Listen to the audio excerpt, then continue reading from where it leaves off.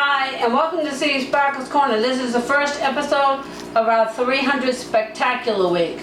Ta-da, ta-da, it's the 300 Spectacular Show. The 300 Spectacular Show. Oh, now, let's begin with a cooking recipe.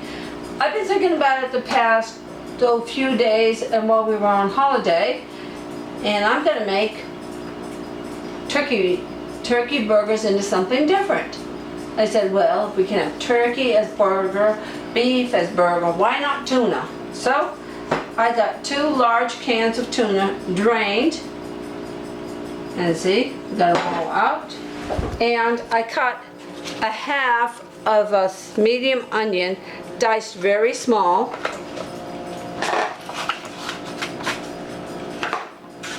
I got 1 stick of celery. Now I cut it in half, and then I cut each of it in half again. So we'll cut in quarters and chopped it up very small to be bite-sized for that. Alright, and then we're going to some black pepper,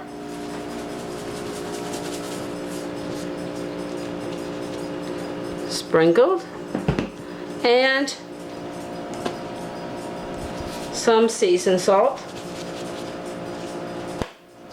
sprinkled, and a pinch of one of my favorite herbs, parsley. 2 pinches, it's parsley. I like parsley.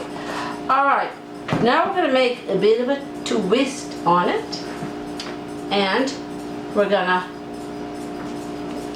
get some mustard.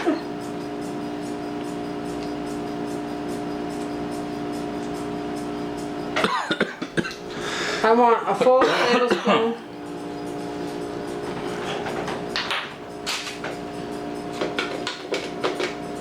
I think this baby's almost empty. I can get a tablespoon of mustard.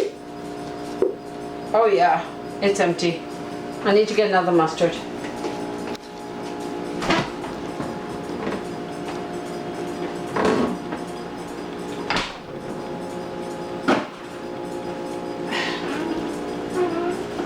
Hope I got another mustard in the...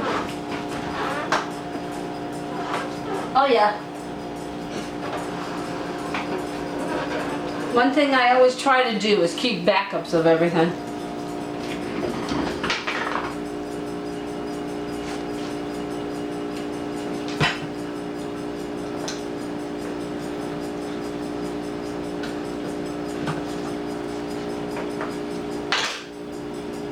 But unfortunately, nothing stays full forever. If it did, if we had infinite mustard, it wouldn't sell anymore. It'd spoil.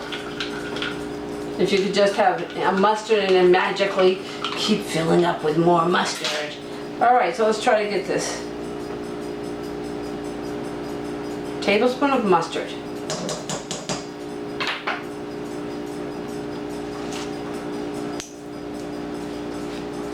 I'm going to wash this.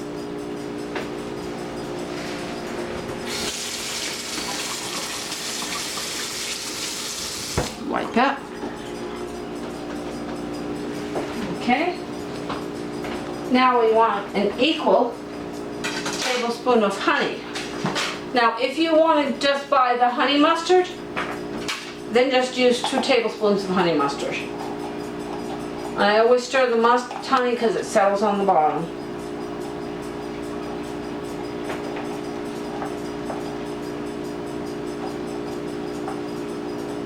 That way you don't have, if you don't do that, all the honey just settles on the bottom later. So now we're going to get a tablespoon of honey.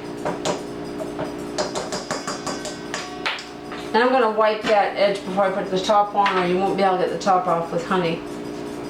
Now I'm going to wash this. I should have just got out 2 separate tablespoons. 3 separate tablespoons. Yep.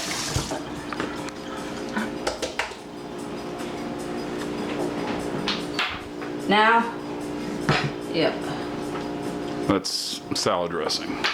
Now I'm going to get salad dressing or mayonnaise or light mayonnaise. Take your pick, and I'm gonna get a heaping tablespoon of that and put it in there.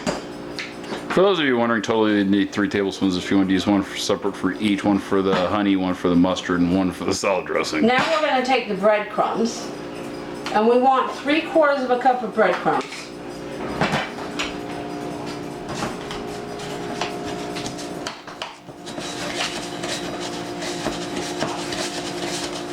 The breadcrumbs is what's going to be holding it together. About 3/4 cup or whatever, about that much. Alright, now the best way to mix this is with your hands, and of course I never touch my exact hands onto them. These are sterile gloves that I use. So I want to mix it to make sure it gets all mixed good. I want to mix all the ingredients together. Now, I didn't show you cutting the onions because you've seen me cut onions countless times. But now we're going to kind of work all this together. And we're going to cook this in the George Foreman grill. If you don't have a George Foreman grill, use a regular grill on your stove. You want to mix this up really, really well. Okay. And then we're going to make patties out of it.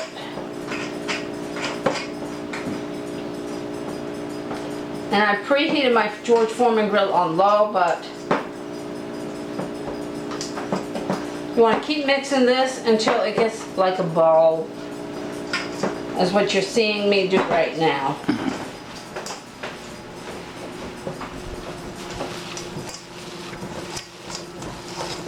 So that way you make sure you've mixed it right. The mixing takes a little bit of time, but it's going to either make or break your burgers. Because you want to get all the ingredients mixed together until it can start to like knead into a ball. See, when it starts to get sticky, you know, oh good. This is the consistency you want.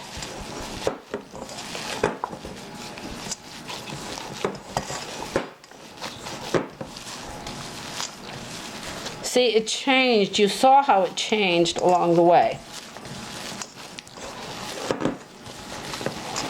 Because you don't want your patties falling apart on the grill, so the mixing is really important. Did you imagine that in the meatloaf pan? Okay, maybe we'll try this, making a tuna fish meatloaf. Okay, see, we've got the right consistency. Now, take your George Foreman grill, turn it to high now, put it up, and you want to spray it. Because you don't want this sticking. I was going to cook it on the grill, but David reminded me that I had this, and he thinks this would work with this, so. Like I said, George Foreman grill knowing you. Mm-hmm. So I want to make sure this is well coated because we're working with tuna fish. All right, now we got to go get our ice cream scoop. If you remember what I showed you before, because okay, now you remember I showed you before, since I bought hamburger buns, that this size ice cream scoop is the perfect one for it. So, you take and fill up in the scoop like this. Use your hands to make it. I want you to see the patties before they're cooked. See how pretty they are? With the lettuce and the onions and everything. And then put them in your George Foreman grill. And you're going to do that for every single burger. And I just think I've just made too much because I just used 2 big ones.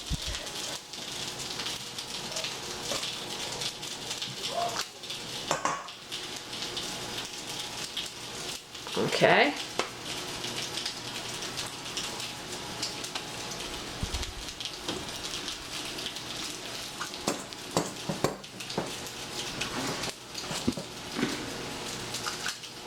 See? See, I got the right consistency. If you don't put in enough breadcrumbs, the tuna fish will just fall apart, because you know how tuna is. And you want to make sure you mix it really, really well. But look at that. Look at that. See how pretty that is?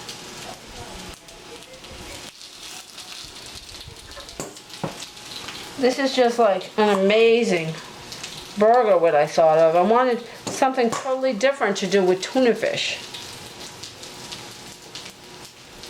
Okay.